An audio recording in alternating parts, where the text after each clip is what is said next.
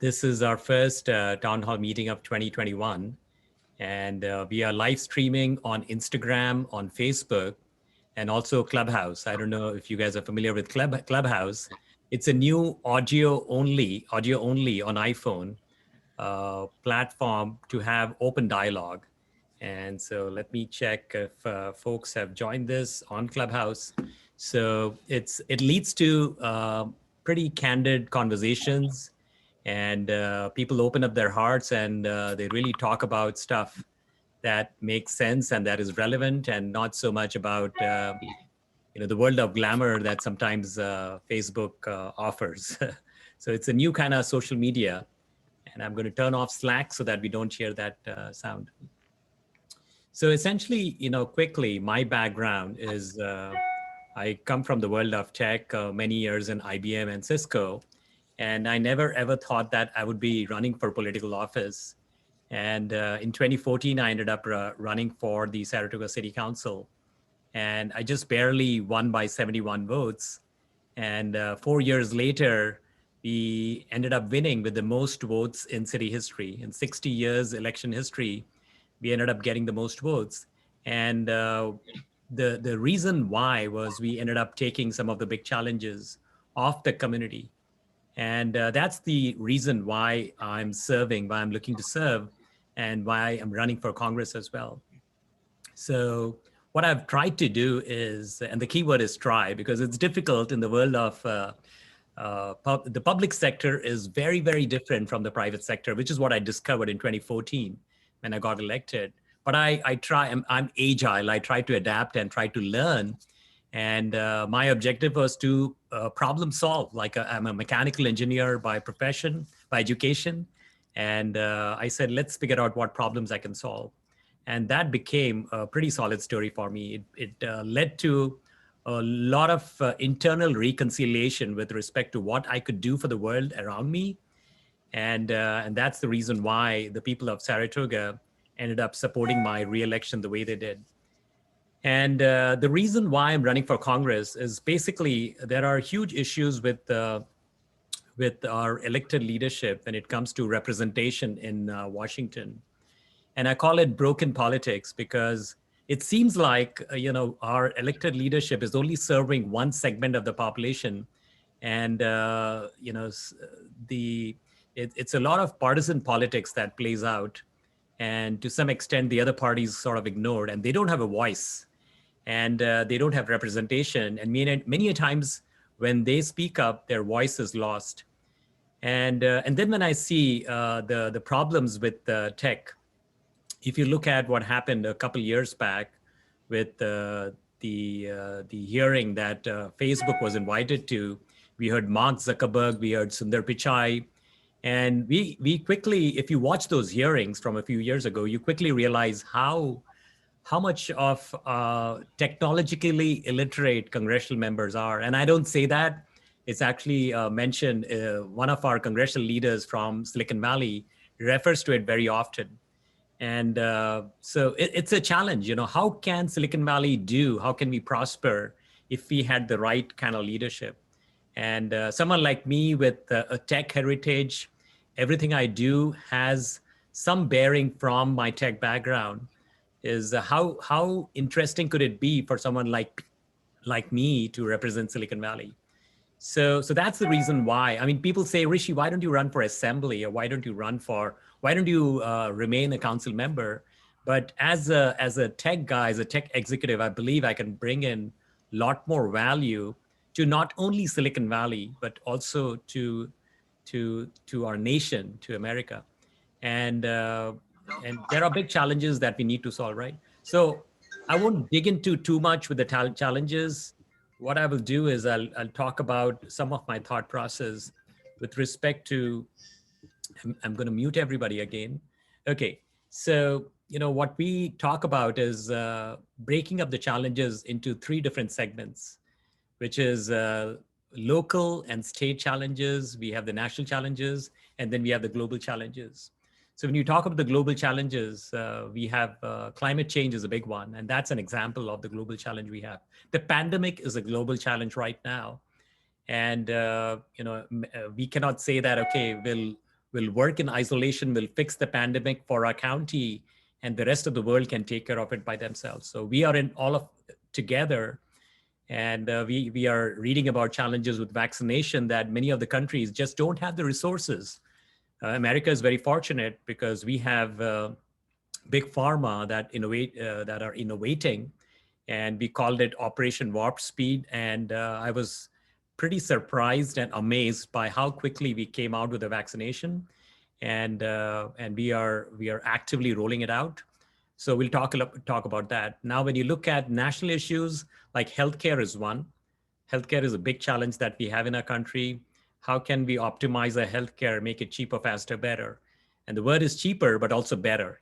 Good quality healthcare, but how can we really optimize? Because there is a lot of pain points associated with healthcare. And one of the things I notice is, for example, the insurance companies, they are the rent seekers.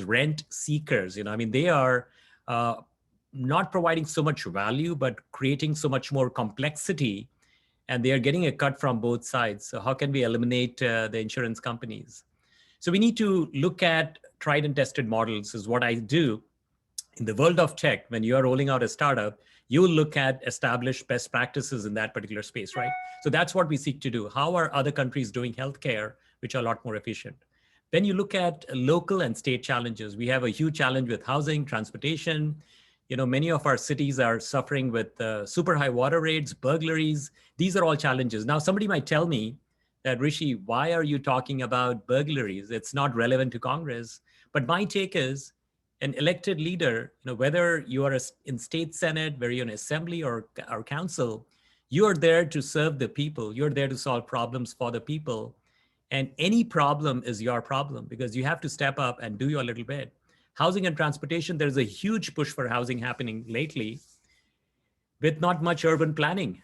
And when that happens, imagine being stuck at Homestead and Lawrence Expressway for 25 minutes because we haven't bothered to do any urban planning. We have just built more and more housing. So anyway, those are some very high level perspectives with respect to some of my policy agendas. And what I would like to do next is, as part of the RSVP, we were asking folks to provide their input with what are some of their key issues. And obviously, the format we'll have is, if you could raise your hand and on Zoom, and then we'll sort of go one by one, so that we can bring up the questions and have a good dialogue, right? So that's the intention. But what I'll do is I'll get the ball rolling because we'll talk a little bit about some of the issues today in America and where exactly my stance is on that. So, and I made some notes on that based upon the emails that were coming at me. So the RSVPs, okay. So let's talk a little bit about the $1.9 trillion COVID relief package. We call it the America Rescue Plan. And this passed the House, it's going to the Senate, and there will be sort of like a deal making that will happen there. I don't think so all of it will get approved. But if you look at some of the components of what we have today, we have the $20 billion funding for the vaccine production, distribution. We also have $30 billion in rental assistance, and $5 billion for to prevent COVID-19 outbreaks in the homeless population. Now we have included a minimum wage $15 per hour by 2025. That's included in the House bill. But the Senate parliamentarian has said that it does not meet the standards, so most likely it will be eliminated. And there are lots of other components to this. I'm not going to drill into the details, but it's a $1,400 check that is going to be distributed, and based upon an income of $75,000, up to $75,000, and for earning couples up to $150,000. And so, by the way, this the bill that was passed by the House, the American Rescue Plan, no Republicans supported that, and because there was talk about non-COVID waste that was included in this bill, and so we'll leave it at that, and we'll take some questions on this later. Let's talk a little bit about the vaccination plan. And what I'll do is I'll send you a link on the chat, and this will provide you, okay, Clubhouse is also Apple only. Yep. What about Android users? That was a question that just came. And Android is not there yet, hopefully in a few weeks. And I'm going to send you a link that you can click and look at. And this is the vaccination page that we have set up. And we are looking actively at pieces of information that are being rolled out by our county, by our state, nationally, and we are updating this page. It's hopefully a one-stop shop. We also include links into the county and important pieces of information that would help you get the vaccination. In fact, recently we got an email from a physician, and apparently he was lost. And when he came to our page, he found the information he was looking for, and he was able to provide it to his patients. So quite happy that somebody found it useful. Now, the question that I got was with respect to the electronic vaccine database for travel. Now, I'll touch upon it very briefly. So this has been pushed by the airline companies because they have lost a ton of revenue. They haven't quite done well. And there is also a push to see how something like this, like a vaccination passport, could grant access to restaurants and bars. And lots of different groups are expressing concern with that. The physicians group have also have expressed concern with that. And one of the reasons why is we truly don't know about the effectiveness of the vaccine, and just having this passport might disarm people, and they might sort of not be as cautious as they would be. Lots of different concerns have been raised about that. Let's talk about schools. And we have been talking about schools on social media. And I believe that the younger students get impacted a lot when you try to learn at home. And I can see some of our campaign team members, they have little kids and they're constantly struggling with the teacher texting them, oh, your son or daughter is no longer has the video on. Can you please watch out? And the son or daughter is conveniently ran off and is playing a video game, you know. So that's the challenge with elementary school students, and they are suffering the most. So it's very important. I do believe that we have to get the schools to open up as quickly as possible. And also for working families, you know, it's important that kids go to school so that they can go out and make a living. It's very hard for families to be stuck at home and have to deal with the education of their child and also try to make a living. And also with teenagers, you know, apparently with the lack of social interaction, it's creating a lot of discomfort for them. There's depression, and you know, folks are feeling that you know, life is at a standstill. So I think we have to approach it, you know, from a very scientific viewpoint, but we have to kind of make sure that we can get to an open economy as quickly as possible. And I do believe that Governor Gavin Newsom is keenly interested now, and he's doing what we can. So it's become a huge focus for us. Now let's talk about censorship and big tech shutting out the conservative voice. And recently we saw Congressman Jerry McCartney and Congresswoman Anna Eshoo. They have sent out letters, and they're essentially talking about the right-wing media outlets like Newsmax and One America News Network and Fox News, and essentially asking the cable carriers, you know, if they should be carrying this type of channels.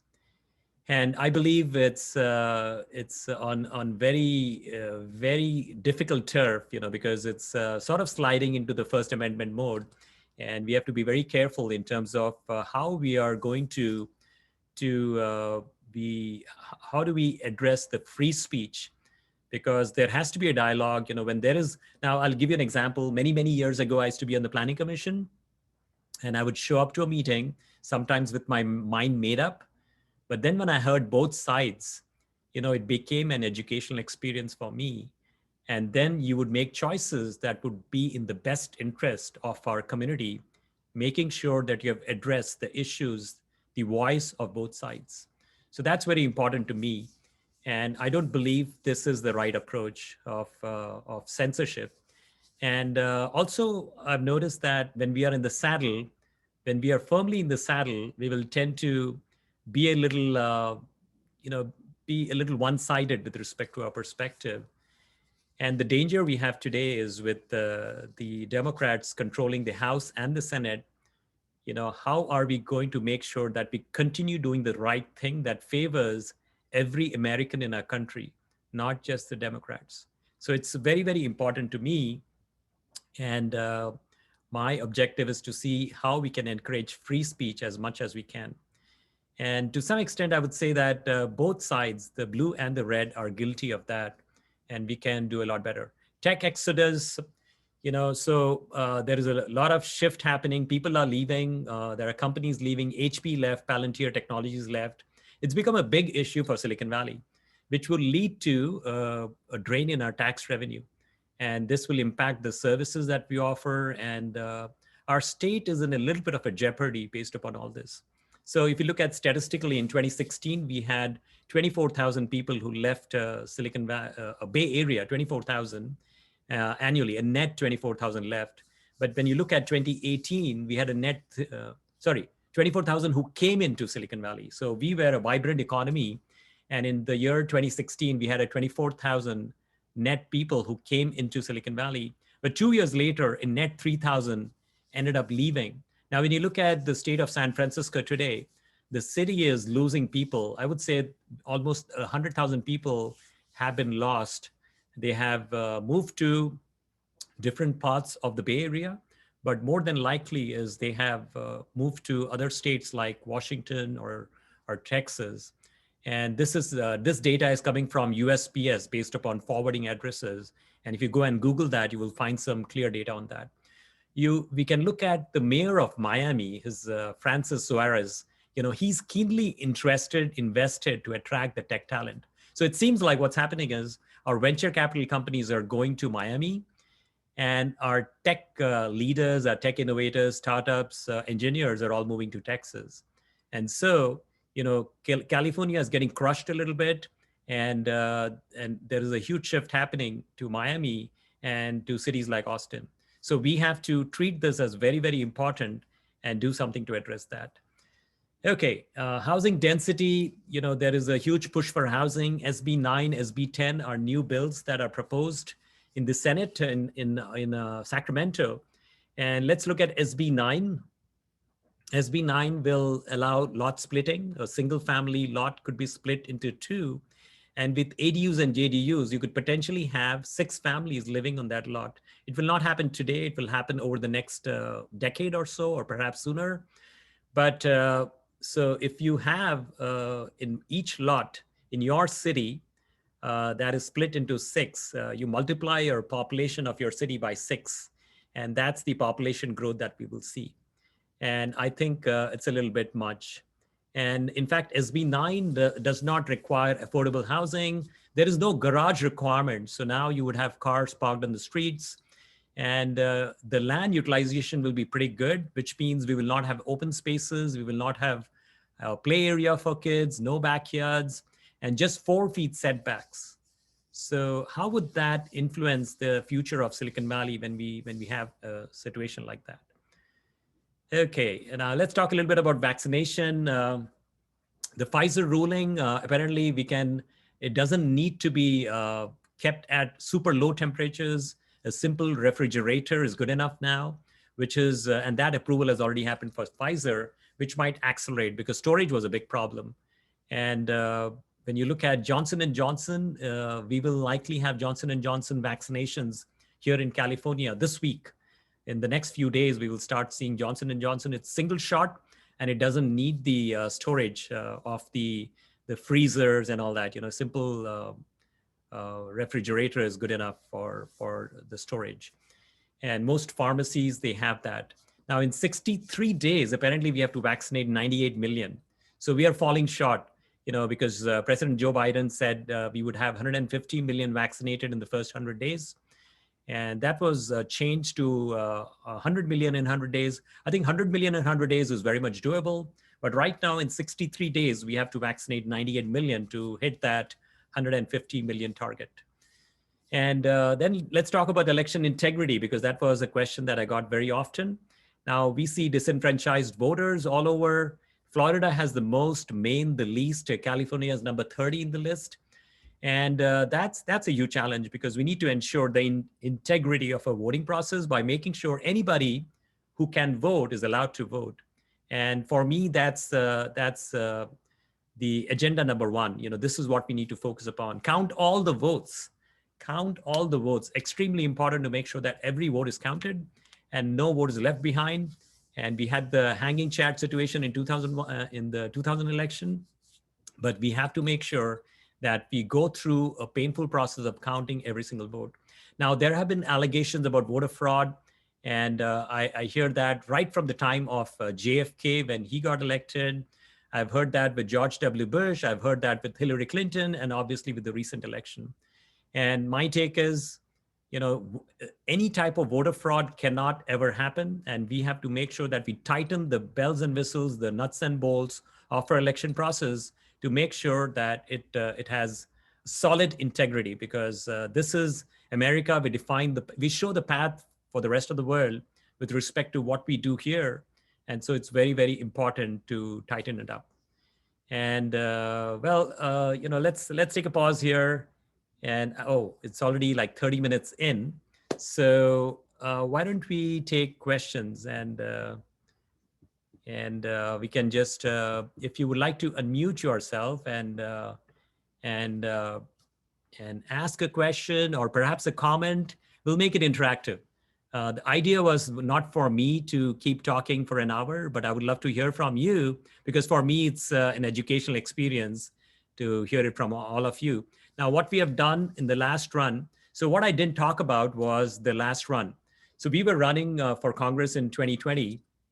So we did 37%, and we fell short. But that was a huge jump from the primary election, where we did like 16%, which was, we were quite dismayed with that performance, but it was a huge jump from that 16% to a jump to 37%. And if you look at the vote count, we increase much more than the incumbent from the primary to general. So we gained ground. And with 37%, we are only 45,000 votes away from a win. And so that's the reason why we are running again. We believe we can do it. Now, the kind of campaign we put together, before I was a city council candidate, I ran 3 different election campaigns. We understand the ground game very well. So what we did was we had a team of 1,000 from 28 states across the country that joined us. And we together knocked on 100,000 doors. We were leaving flyers, by the way. We were not knocking during the pandemic. We also made 1 million phone calls. We also called 86,000 seniors asking if they needed help with groceries and medications. And we established a pandemic help center, and we did our best to provide them groceries, medication. It was great teaming, because you have a bunch of interns, and we have adult volunteers in pretty much every part of Silicon Valley. And that was a great teaming, because our interns would figure out, okay, here is a need, and then our adult volunteers would go and fulfill those types of needs. And our TikTok videos went to 1.4 million. So we established a pretty good online social media footprint of who we are. And I believe the branding has been solidly established that, hey, this guy, he's not a career politician. He's wanting to solve the big challenges. And that's the reason why we are running. Okay, I see some questions coming on Zoom chat. Are you supposed to be screen sharing? No, I'm not screen sharing. I was just talking through it. Okay, thank you. Kip is asking a question. We are not getting crushed by the exodus. We get crushed by the growth of the bubble. Yes, yes, you're right. So to some extent, if you look at the dot-com era, there was such a explosion happening here. Companies were growing, they were expanding, recruiting, hiring, and we had huge types of traffic challenges. Yes, we were crushed by the growth, by the growth that was happening. And but I think what is happening right now is the reversal of that. And if that continues to happen, when you and this is a doom and gloom scenario with Detroit, where Detroit was one of the most prosperous cities, and unfortunately it lost ground pretty rapidly. And I truly hope that Silicon Valley, with our innovation economy, we are able to attract the best of talent from different parts of the world. hopefully we can keep that. Now, what happens if they don't come here? If they're not coming here to California, not to Silicon Valley, they are moving to Austin, they're moving to Seattle, or perhaps they're not even coming to America, they're going to Australia or Canada, right? So that's the danger we have. We need to have a vibrant economy here. We need to create jobs, but at the same time, we need to address the quality of life issues. And personally, yes, we are getting crushed by growth, but not having jobs here can become a significant challenge for us. And that's the one thing I worry about. So I think someone asked a question about voting integrity. Hopefully I addressed that. Okay, what about the illegal bombing of Syria? What are we going to do about the military industrial complex and the monstrosity of our foreign wars and sanctions? And Kip, thank you for asking the question. So my take on wars is I would much rather fight for peace. I don't believe in wars. And a president, there are lots of questions being asked about the presidential authority to go out and bomb countries without getting congressional approvals. So I think we need to be a little bit cautious in terms of how and why we are approaching these types of wars. And if you look at when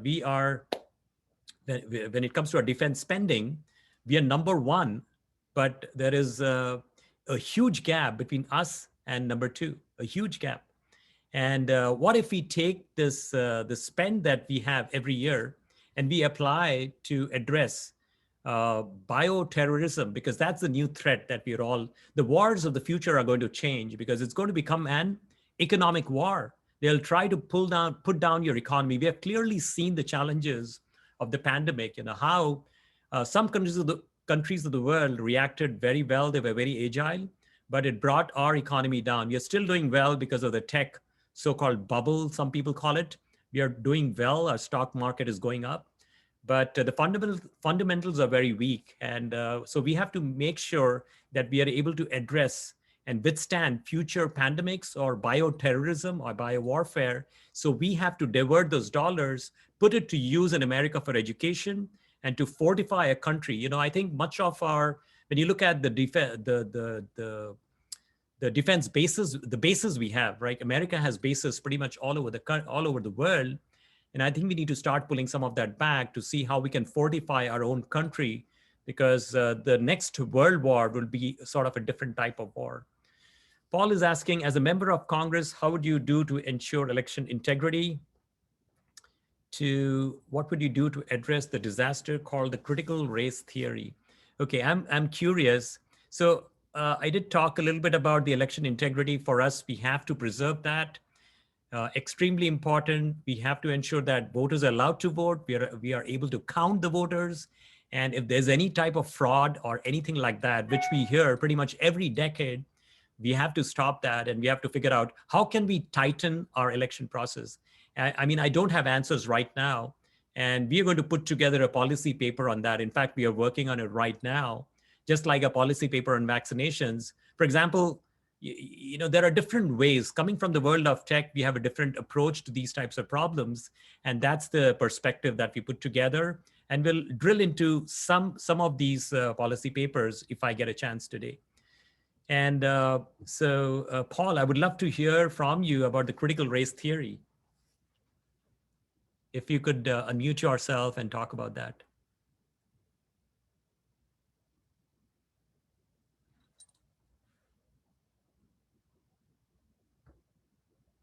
Okay, let's keep going. Tom Moran, I too was surprised by the letter sent by Eshu regarding TV misinformation. From Congresswoman Eshu, she sent a letter today to 12 cable, satellites, and streaming TV companies. And so, question for Rishi Kumar, do you think it is AT&T's responsibility to exclude channels? And the short answer is no, because we have Section 230 that applies to internet companies. And how would this apply to cable providers? I think it's a challenge that needs to be addressed from a different lens. And I don't think so we can hold the cable providers accountable for this type of thing. And we touched upon that, and I can go back to it again.